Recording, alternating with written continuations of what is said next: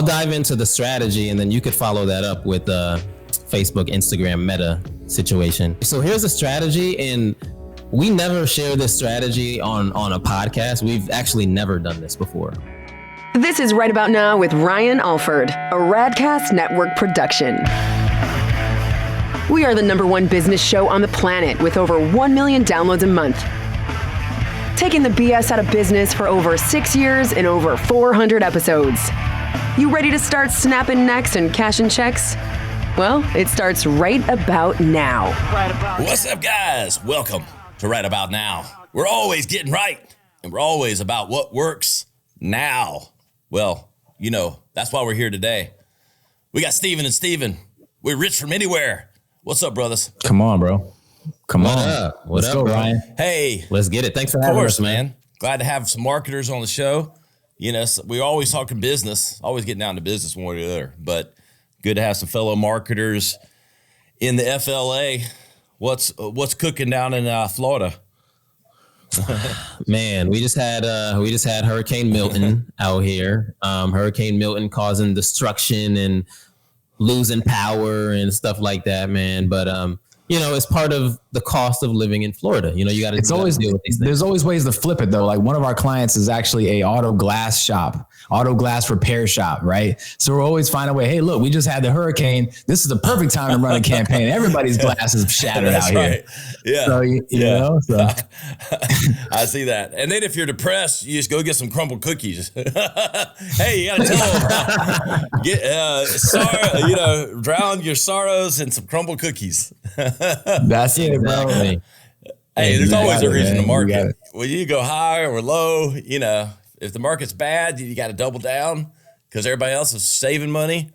You know, and the market's good, you got to go hard because you got to compete.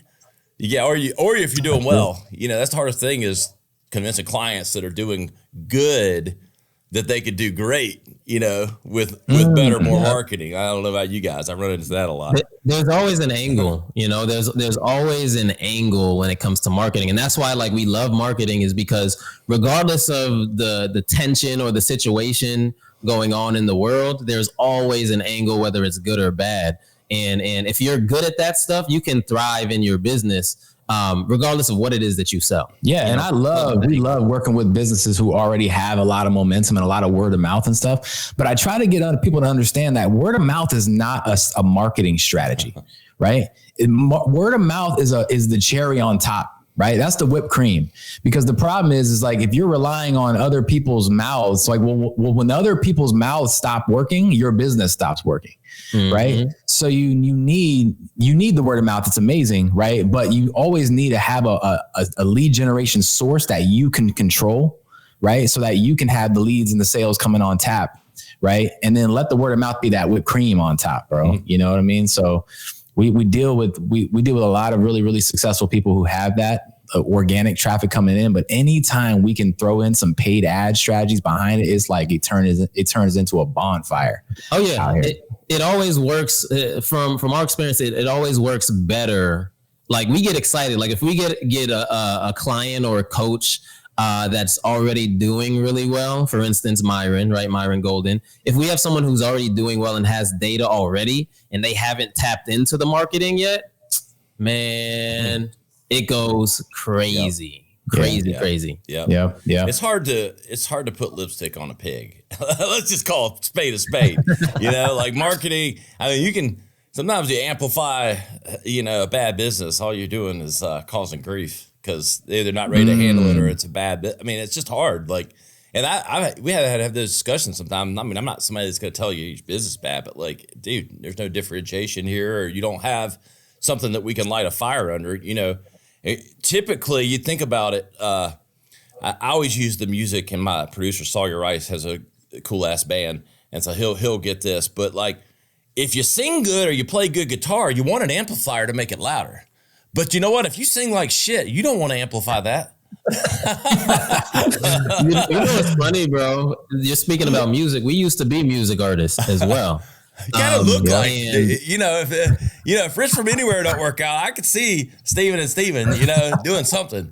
Y'all got the look. 1,000%. That was our life for a long time, bro. for a real So long y'all time. are singers? Yeah. So we actually used to be music artists a long time ago. So I'm a recording engineer. We rap, we sing, and like, you know, hey, look, we did it for a long time. I've been writing lyrics since I was like 12 years old. So like the transition into marketing and writing ad copy was a very easy transition, right? Because when you're writing lyrics and writing songs, you're training your brain to speak to the emotions and to pull that emotion out of people. And it's really not too much different when you're selling something on a sales page, right? You have to hit people in their feels and bring out the emotions, because people buy with emotion and they justify with logic later. So that was kind of an easy transition for us, man. But yeah, we did music for a long time, but the problem is, we were just broke, bro. We were your typical broke music artists out here just struggling, working jobs we hated. You know, couldn't take care of our family, the whole nine. But man. you know what, man? Like one thing that I do appreciate about the music industry, because I mean, we were deep in the industry. We worked with Grammy Award winners, songwriters, like we were in there. But one thing I really appreciate is the fact that we didn't achieve that success that we wanted, because what that instilled in us was a hunger and a desire to learn how to market more effectively, right? Because if nobody knows who you are, you could be the greatest thing in the world. You could be the greatest thing since sliced bread. But if no one knows that you're amazing, then it doesn't really matter. And we took that to heart. So what we decided to do. I'm glad you had that perspective, because it pissed me off. It for real gave me the hunger, because you got to think about it. Like, if you're a grinding artist, the one thing you need to work on is your marketing, right? And that's one thing that we did a lot. But to his point, we didn't really make any money. So we transitioned to e-commerce, and we created this e-commerce brand. And you know how it is, Shopify, you go on YouTube and you look at these successful Shopify stores, and they're like, oh, I make 100K a month. And you're like, oh, I could do it too. That's easy. And then you just follow these YouTube videos and try to learn ads on your own, and it ends up not working, and you spend all this money. That's our story. Spent all this money, didn't work, finally hired a coach to teach us. And in 7 months, we went from zero to $209,000. And that's not a lot of money in the grand scheme of things, but for cats that was super broke, working 2 jobs, couldn't afford to pay rent, that's a lot of money. At the time, it was. 200K is real money. Yeah. So, you know, from that point, we ended up selling the brand. We packaged up the assets, sold the brand, but we learned marketing. Like, we learned how to do it because we were in the trenches doing it on our own. And from there, we started acquiring other clients and doing it for them. But segueing it back to music, we realized how amazing ads were. So we infused it into our music. And we actually sold out a few shows in Atlanta, Georgia, because of Facebook ads. And when we did that, that's when we looked at each other and we were like, yo, bro, like, if we could do this for like our music, we could literally do this for any brand, any situation out there. So that was really like that real light bulb moment that told us, yo, we could do this for anybody. Yeah. Rich from anywhere. Steven and Steven. That's where it all came from, man. Yeah. And we came up with that name when we were in a really crappy apartment with like roach problems and ant problems, right? So like we were definitely projecting that into our future, like, because it wasn't, we were broke from Atlanta, Georgia. That's where we were, right? But we were trying to be rich from anywhere. Yeah, I know. I'd rather be rich from anywhere than broke in Atlanta. I'm only 2 hours from Atlanta. When I'm in Atlanta, I like to have some money. Yeah. Yes, sir. You got to. You got to. I was like, I lived in Manhattan and I had some money and that was fun. Oh my goodness. But I wouldn't want to be there broke. I had a lot of employees that are like early in their career. I'm like, damn, I would not want to be suffering here in New York. Like, damn. I mean, because it's like, you got so much to do, but if you ain't got no money, it's like, damn, what you going to do? There's nothing you can do. You can't do anything. I know. Nope. You know? So, and that's kind of how it was for us, man. But no, go ahead. I mean, I've been in the game a while and it's been interesting watching sort of the Facebook and the social media spectrum change and grow. I feel like, and you guys obviously are in it day to day, so I look forward, we'll get into some real tactical stuff here. But like, it was like 2010, 2011, you could throw $5 at Facebook and make 500. You know, like, it was like, wow, it was crazy. And then I feel like we've gone through this nuance with social media, whether organic or paid, definitely the organic train ended a long time ago. But for a lot of things, I mean, you can get viral and all, but let's not play that game. You show me a marketing guy, tell you to go viral, I'll go tell you somebody you need to run from. And I'm not saying you can't do it. I've had clients do it, but I don't sell that shit. It's like, nah, that's not the aim. But it's interesting. Like, I'm curious, you guys have kind of gotten in, I think, towards you've had to really work for it to figure out what works, because it wasn't 2011 when you guys started doing this, when it was just, anybody could throw it.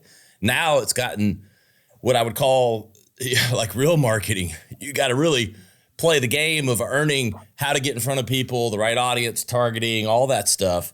I mean, what's been your before we get to the absolute nitty gritty, just a general perspective of social media marketing the last few years? Man. Well, yeah. So like when we first started, 2016 is when we really started like really getting serious about Facebook ads. And yeah, that was when your CPMs were really low. You were just got a bunch of bang for your buck. And so it was a lot easier, but you still needed strategy, because like when we first started our first e-commerce store, he told you we went from 0 to 209,000 in about 7 months. But what he kind of brushed over was we spent 3 months and $5,000 of our own money trying to figure out what worked, even back then. So it's not necessarily about time, it's about strategy.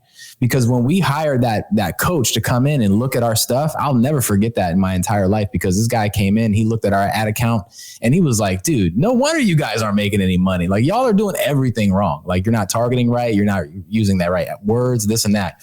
So we switched up our strategy, ran the new ad, and we made a sale within 7 hours of the ad launching. So that right there was the switch for me. It was like, you know what? It's not about just working hard at things and just time. It's about doing things the right way.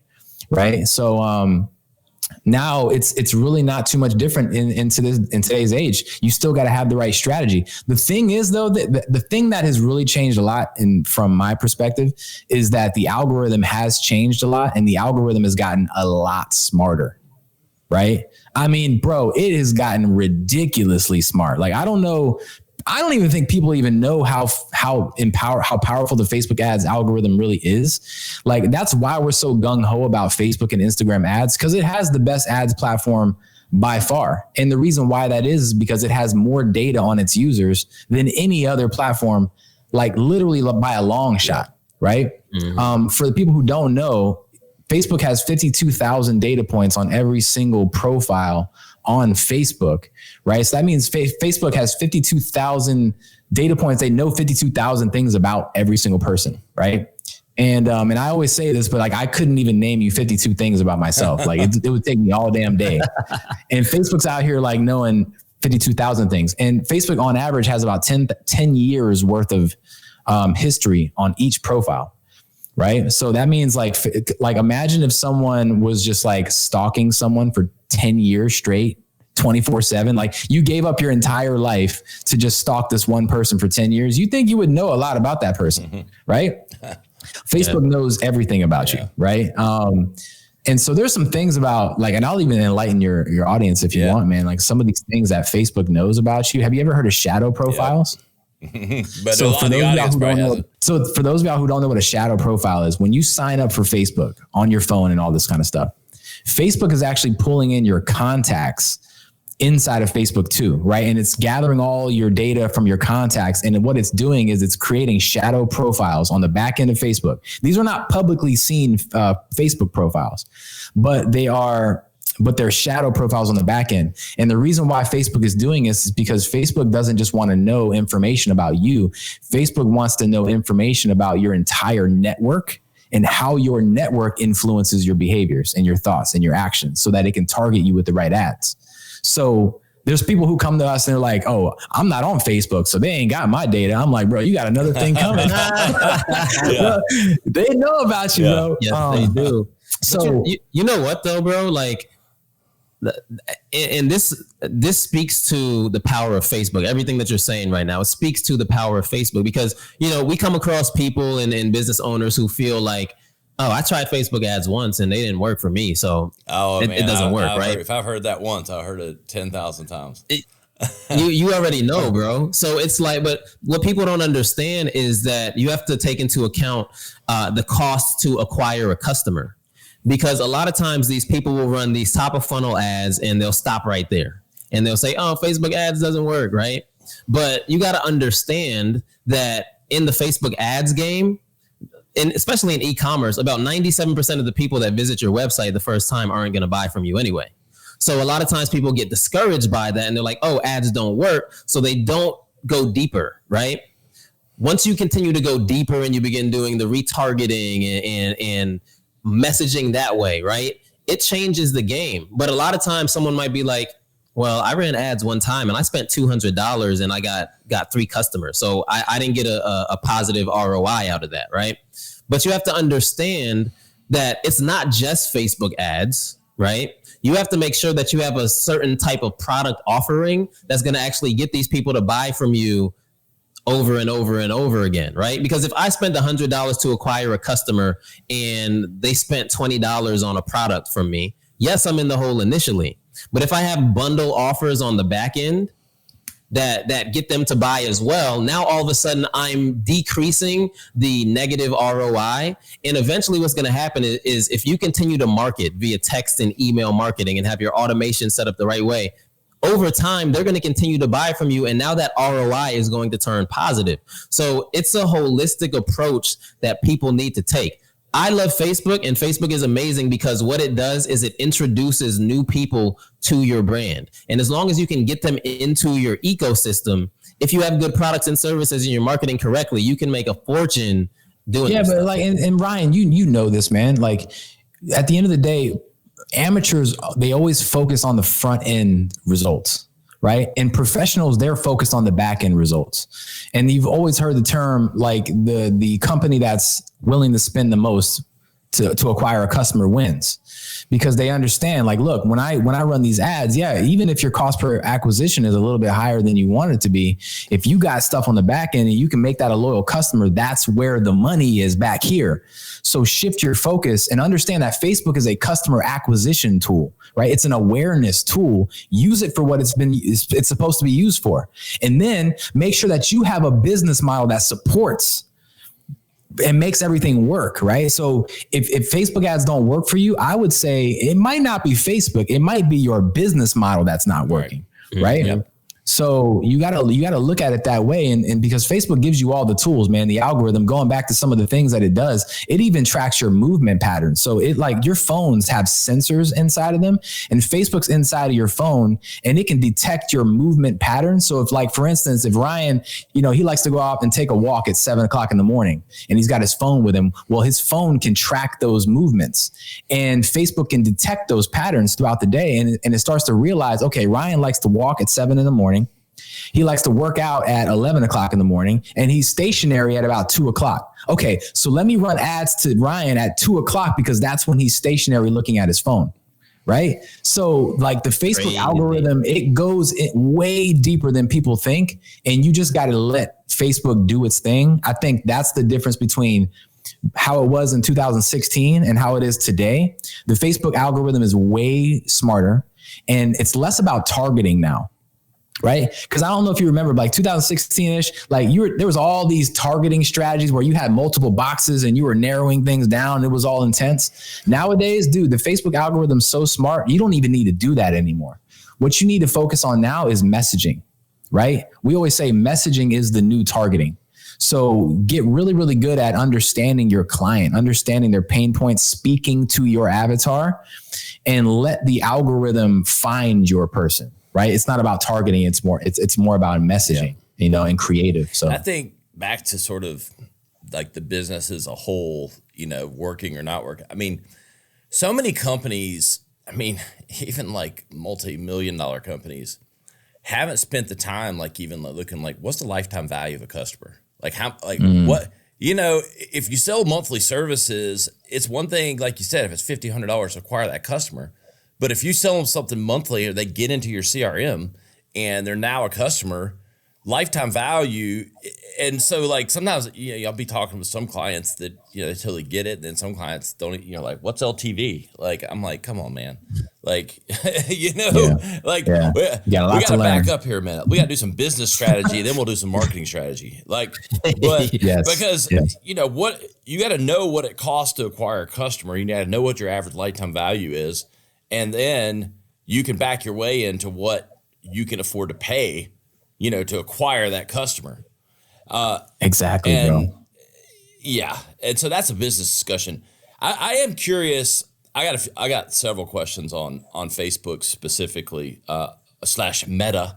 It's just so hard. It's so hard to get. I still call it Facebook.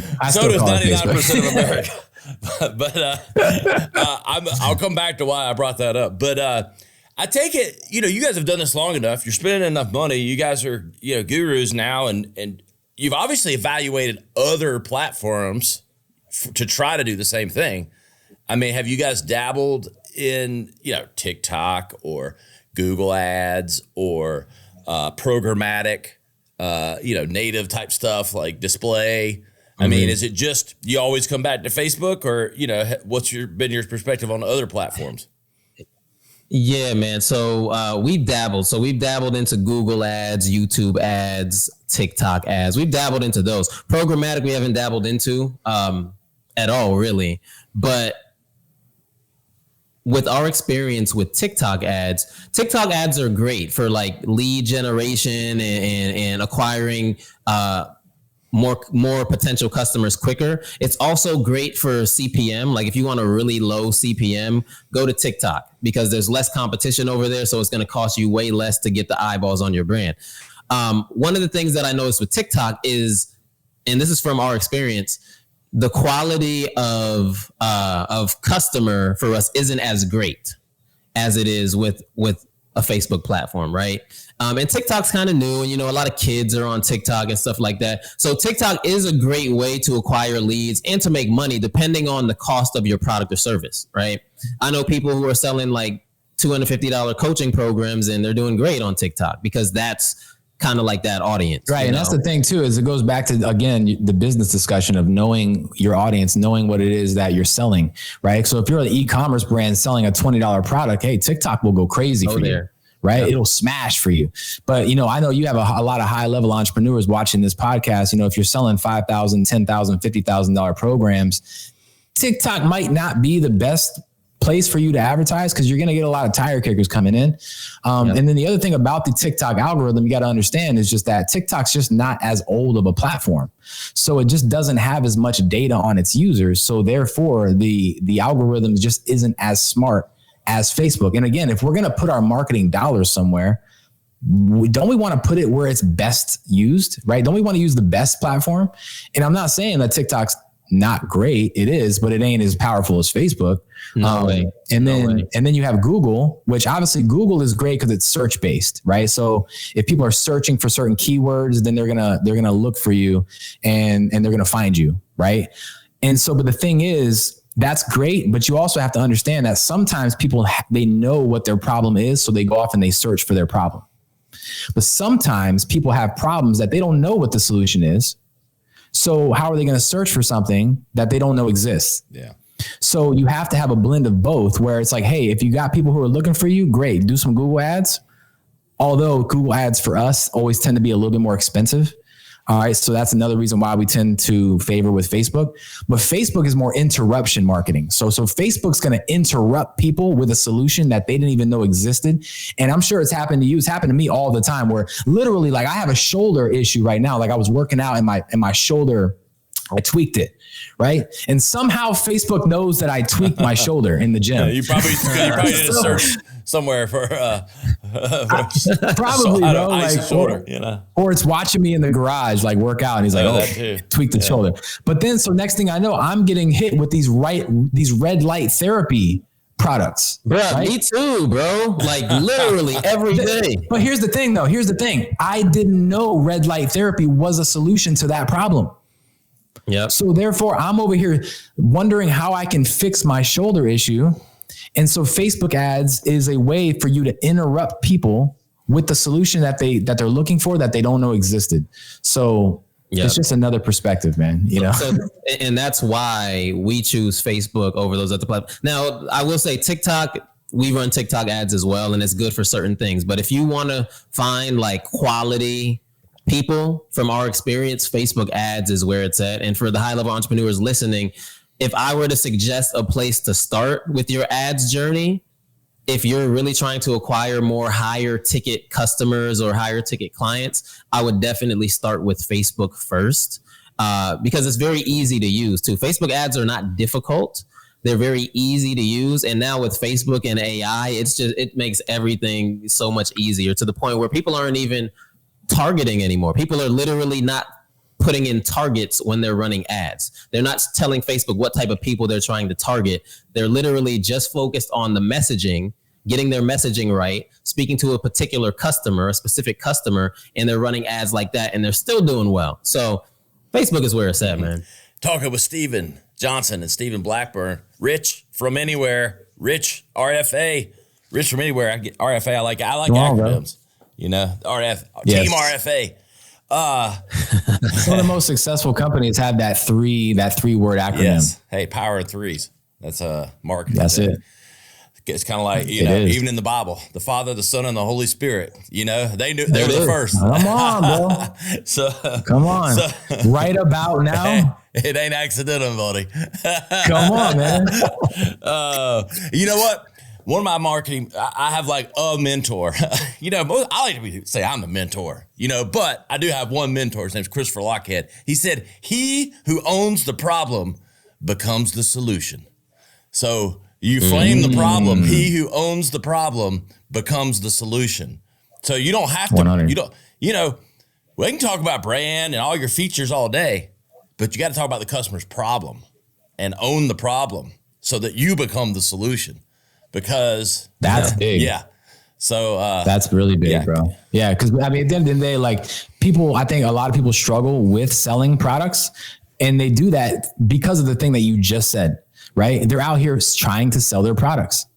They don't understand that people don't care about their products. Like, listen to me right now, guys, everybody listening. No one cares about your product. No one cares about your service either, right? You think anyone comes to us and they care about Facebook ads, or they care about like our logo and what no one cares at all. The only thing they care about is, can you help me get more customers? Mm-hmm. Yes or no? Yeah. Can you help me streamline my business and automate it more so I'm not pulling my hair out every single day, right? Can you help me with those problems? And so like the whole thing about, sell the whole, not the drill. And too many people are out here selling the drill, and they wonder why no one's buying their stuff. Well, they don't want the drill. The only thing they care about is the hole that the drill produces. Yeah. So understand that is, and sell that instead. Yeah. And everything will change. Stop worrying about yourself and how cool you are and how you look and how amazing this product is and all the little trinkets that it has and all of that stuff. And start focusing on why these people actually want that product, and add that to your messaging. Yeah. You got to tie them in emotionally. It's funny. We both recently bought new homes, and I was dead set on a price, right? I told my wife, I was like, yo, we're not going above this price for the house. I don't care what this lady says when we go in here. I am not spending more than this, right? And I told her that. I get in there, and she's trying to get me to do an add-on and add some brick to the front and get a lake view. And I would like literally before I could went in there, I'm like, I'm not doing this, babe. I'm telling you right now. No. Right. And she comes in and she's like, well, it's going to look so nice on the lake when you can watch your kids just play on the lake, and, it's going to be all nice and breezy. And then when you walk up to the front of the house, that's such a homey vibe. She literally didn't even talk about the feature of just having the lake view. She talked about the emotions that I would have by acquiring that thing. And guess what I did? I bought it. Yeah. I went above my price just because she got me emotionally tied to the product, or to the product and service, right? So yeah, it's true. So be careful. Like, by the way, this stuff, be careful like who you share this insight with, right? You start sharing this insight on how to sell with your wife or with your husband, like they're gonna start selling you on stuff. Well, hey, happy wife, happy life. I think Stephen Johnson got that right. Whether it was a realtor or not, I know that was real. I wrote the book. on how to fuck it up and how to get it right. I got both editions. Editions 1, everything not to do. Edition 2, how to get it right. Oh shit! It's you ain't selling ads. You're selling 12 more rounds of golf this year because you ain't got to fuck with ads because you get it right. You know, like you're selling the benefit. You know, more birdies, less business. 1,000%. Right. We're selling the, you know, take out the stress of like having to like, you know, rely on agencies that a lot of them don't care about your success. Now, not all agencies. There are some boutique agencies out there that do amazing results and get. Ryan got a good agency. Ryan got a popping agency. But I'm telling you right now, like, we've heard thousands of horror stories of people hiring agencies that didn't get them results, wasted their money, and then they put them on a 6-month retainer, a contract, and then they left 6 months and they got no results. They spent, you know, 40, 50 grand, got nothing. And then the problem with all that is, because we have no problem investing 40,000, 50,000 into our business. We do stuff like that all the time. The problem is when you spend 40,000, 50,000 and you still don't know what the hell you're doing. Yep. Right? That's not an investment. That was just a waste of money. So all that could have been saved by just being educated on how ads work, know what questions to ask your agency when you're thinking about hiring them, right? And so that you know that they're legit and so that they can't pull the wool over your eyes. And even if you do hire that agency, well, now if you're educated, you can go into their ad account and look at the strategies they're using and kind of keep a thumb on the pulse at least, right? Because if you don't do that, you're just asking to get taken advantage of. Yeah, your business will flatline. Like I can't tell you how many people come to us from the agency world, right? And they've hired a bad agency. And what happens is just like you said, they hire them for 6 months. They spend all this money. Business stops working. They decide to empower themselves and they're like, yo, I'm going to fire my agency because my business is about to get popping again, right? So they get off this courage, they fire their agency, and then the business literally tanks. And the business tanks simply because they weren't educated on the marketing piece themselves. So they couldn't even replicate what the agency was doing anyway. So now they're in a very bad situation. And that's typically when they come this way. So not saying don't hire an agency, but if you are going to hire an agency, educate yourself a little bit or learn this stuff first, right? Get some momentum going, make a little bit of money. And then when the clients and the influx of sales start coming in and it's too much for you, then go holler at Ryan and be like, yo, I can't handle this anymore. I want hands off, and do it like that. And Ryan, wouldn't you agree that it's better to work with an educated client? Oh God, look, right? Look, I'm going to jump in. I wish we only work with clients at a certain level. There's a lot of clients that hire agencies too early at the wrong time. And my best clients are educated and like in marketing and know like enough, because the ones that cause the most work for us are less sophisticated and don't really understand what we're doing. So we're answering a lot of questions, even if what we're doing is working right, you know, this just gets into there. But I'm a firm believer that you need to be at a certain level before you even hire it. Like we just don't even get in that camp because it's a lose-lose. I'm not in this for 4-month customers, you know, like, right. And if I am, and we have packages where I'll hire me to consult with you for 3 months, you know, and I'll teach you, give you all the keys to the car. I'd rather do that with a smaller or medium-sized client than them hire us, use all our resources, not get the results that they wanted because they don't spend enough, or there's not nuance enough, or it's like we can't do enough.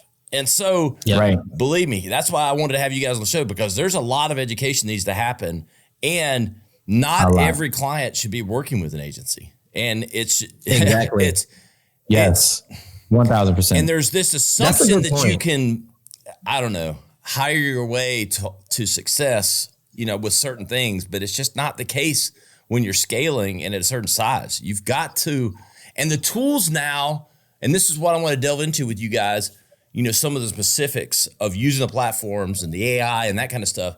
You know, the tools now aren't so, I don't know, it can be overwhelming, but they're manageable.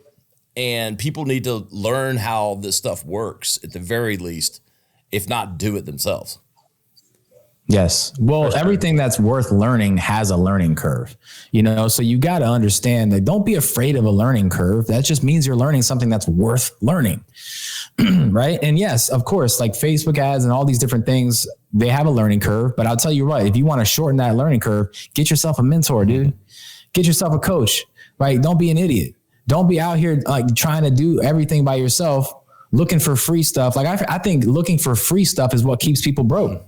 Because looking for free stuff all the time is an energy, right? And it's an energy you're putting out into the world. You're constantly looking for free. Well, all you're doing is you're attracting people who also are looking for free, and you wonder why you're broke. Yeah, exactly. That's good, man. Stop looking for that. Instead, look for the hack because every successful person knows that mentorship is the hack. Right? It's not a secret. Like, why would I try to learn Facebook ads for 10, why would I try to spend 10 years of my life when I can just pay this guy a couple $1,000s and he can just show me in a matter of weeks?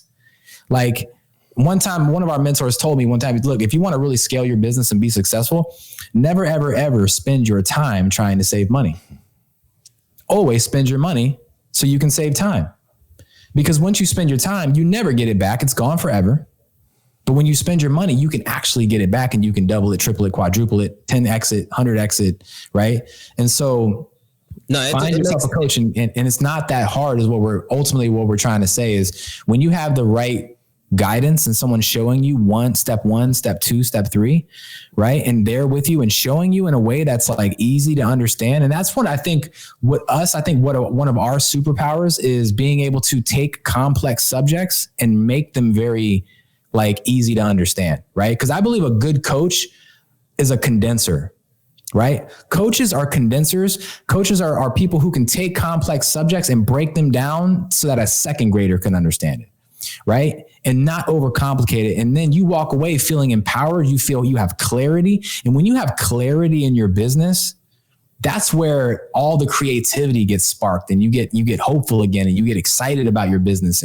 And when you have overwhelm and confusion, that's when you're just like, oh, the hell with this. I'm not doing any of this. Well, you know what it is too. It's this thing in our heads, right? I like to say too much thinking leads to your ship sinking, right? And a lot of times if people don't have the guidance or the roadmap laid out for them on the next steps to do, they get in their head and they start thinking to themselves, oh, well, I kind of want to do this, but I kind of want to do that too. Or I started this and I think maybe I should go here next, but there's all these other options here. So I'm kind of confused. I don't know what to do. And then they just stay in that same exact spot, right? But here's the thing, we like to model our business off of other successful businesses, right? Because if the multi-million-dollar, billion-dollar brands are doing it, then you need to do it too. So one of the biggest things that these successful billionaire CEO entrepreneurs, one of the biggest things that they have in common, like Elon Musk, right? Steve Jobs, Bill Gates, all of these successful entrepreneurs, the one thing that they have in common is that they're great thinkers. Yes. They're the greatest minds in the world. Yes. But they have the ability to stop thinking when it's time. They literally have the ability to shut down their brilliant mind, stop thinking, and execute, right? They have the ability to do that. Elon Musk just landed a rocket that came from space and it landed on this container thing, right? You can't do that if you're too caught up in your thoughts. You have to be able to execute.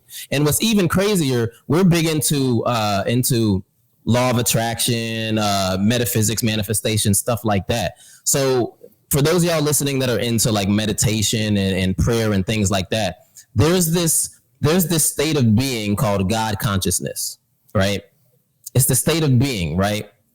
And everyone has the ability to achieve a God-like consciousness. Now, the way to do that, I don't know if you follow Dr. Joe Dispenza or not, but we're big into Dr. Joe Dispenza. But anyway, the way to achieve God consciousness is to literally stop thinking. Don't think about anything at all. When you're in a meditative state, Dr. Joe Dispenza calls it attracting nothing, basically. And it's basically where you're just in a still state. That's God consciousness. But when you get to that consciousness, that's when the ability to do anything you want opens up. Literally the ability to do anything you want. Anything that you want, you now have access to because you're still now. You're not thinking.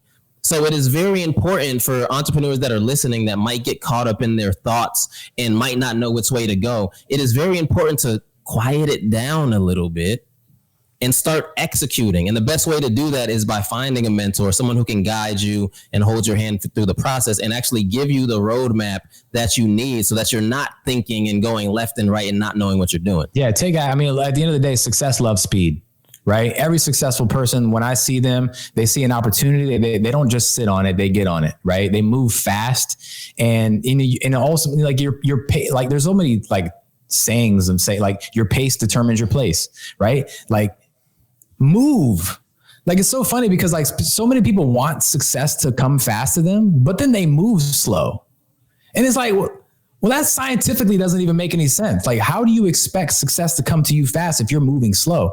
Like, I would say the biggest thing that I try to get people to do is to get them action, get them taking action, get them moving, right? When you see an opportunity, when you hear that voice in your head, when you feel that inclination to like, I should do this thing, start training yourself to move on it fast and watch what happens to your life, right? Don't just think on, like, just get on it, man. And then watch what happens in your life. It's just so crazy, man. But I don't know. I guess at the end of the day, people like, they don't have to do it, but I'm just saying what's worked for us and what's worked for so many other people, man. Yeah. Just start moving on this stuff. Like, even like listening to us right now, we're telling you how amazing Facebook ads is, right? Ryan's telling you how amazing all these different strategies are and how life-changing they are. And we're giving you facts and proof. Like, when we have so many case studies and all of us together, like so much proof, we don't need any more proof, right? You need more action, right? Don't just listen to a podcast like this, get all pumped up on information and then have no implementation, right? I think that's what we're really, really lacking in this world is implementation. We got enough information. We need some more execution. Yeah. Right. Yes. Hope is not a strategy. So last 5 minutes, guys, talk some tips for out there. We're obviously not going to teach Facebook ads in 5 minutes. But maybe, you know, like some of the nuts and bolts that you guys get in with clients. Obviously, I don't know that anyone's going to just jump from this episode and jump in the Facebook Ads Manager and be a pro. But and then so that I wanted to, you know, hear some perspective from you guys for, you know, how people to start to take that step. Obviously, we'll have some call to actions for how they can learn from you guys. But that, and then differentiate for the audience. You know, we're saying Facebook/Meta, Instagram. When we say Facebook, are we talking about Instagram? Are we talking about Facebook? No, we're talking about Facebook and Instagram. And that's kind of where my Meta thing was, you know. All about Meta. I'll dive into the strategy and then you could follow that up with Facebook, Instagram, Meta situation. But one strategy, so here's a strategy, and we never share this strategy on a podcast. We've actually never done this before on a podcast. But right about now first. Ding, ding, ding, ding. Yep. That's a hook right there too, by the way. Now everybody's paying attention. But no, like if y'all are listening and y'all are in a position where it's like, dang, I have traffic coming to my site, but no one is converting. Like, what is going on? Why aren't people buying from me? We have a strategy called the Hot 30 strategy. All right. And the way that this works is it's designed to build your brand awareness like nothing else. Okay. We run this strategy now. And when we do, it's really crazy. We started doing it a few years ago, but when we started doing this, we would be taking sales calls with potential clients and we'd be like, hey, what's going on? This is Rich from Anywhere. And literally on the other side of the phone, all I hear is screaming like, oh my God, I can't believe it's you. This is crazy. Like literally like fanning out over RFA, right? And we don't have we have like 15,000 followers on IG. So we don't have a huge brand, but I'm just telling you that because this strategy works. So pay attention to this. All right. So what you want to do now, obviously you have to get into Ads Manager to run this play, but I'm just going to talk as if you're already in Facebook ads and you just want to learn this strategy. So what you do, number one, is you want to create omnipresence, right? So you want to be retargeting people that have visited your brand in any aspect, meaning You want to retarget people who have visited your website over the last 30 days. You want to retarget people who have visited your Instagram in the last 30 days. And you want to retarget people who have visited your Facebook page in the last 30 days. You take all three of those audiences, and that's the audience that you're going to target inside of your Facebook ad.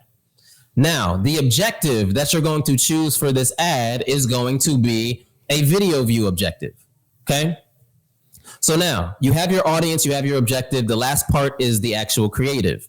So for the creative or the visual that you're going to use, you're going to find clips of you being interviewed on, let's say, a podcast, right? Like this podcast. You're going to find clips of you being held in a higher regard, whether it's you being maybe there's a feature of you on a magazine or a news channel, or there's a podcast interview. Anything that you're doing that postures yourself in the place of being in authority, you want to use those visuals to retarget these people. Okay. Now, that's the first campaign you're going to do. Campaign number 2, you're going to use the same audiences, those 3 audiences, the website viewers, the Instagram viewers, and the Facebook viewers. This time you're going to change the objective. So this time you're going to do a traffic objective with this ad, right? So you have your traffic objective, you have your audience. The last thing left is the visual. You're going to use the same exact visuals, the visuals that are going to put you in the space of being an authority. Same visuals, same ad copy, all of that. So let's zoom out real quick. So what you have here is you have a campaign that's optimized for video views. Then you have another campaign that's optimized for traffic. Okay. You're sending them to the same videos. Now the question becomes, why would I run the same ad with different objectives? Now here's why. Remember earlier we talked about how Facebook has 52,000 data points on each person that's using the platform, right? So Facebook knows the times of day when they need to be targeting you. One of those 52,000 data points is them knowing that at 3 p.m. Eastern time, Ryan likes to watch videos on Facebook. So if they know that, then at 3 p.m. Eastern time, that's when they're going to hit Ryan with that particular ad. They also know that at 7 p.m. is when Ryan likes to click links, right?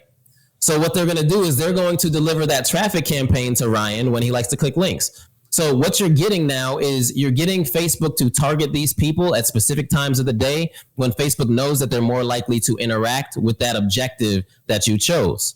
So what happens is you let this run. You spend $2, $3 a day. You let this run. You keep interchanging out the videos that you're using over time. And what begins to happen is now anyone that visits your website, Instagram, Facebook, they're going to continue to get hit with things that are putting you in the space of being an authority. And what's going to happen is they're going to eventually decide to book a call with you. They're going to decide to buy from you, but they're going to also turn into someone who might be moderately interested in you to someone who can potentially become a raving fan.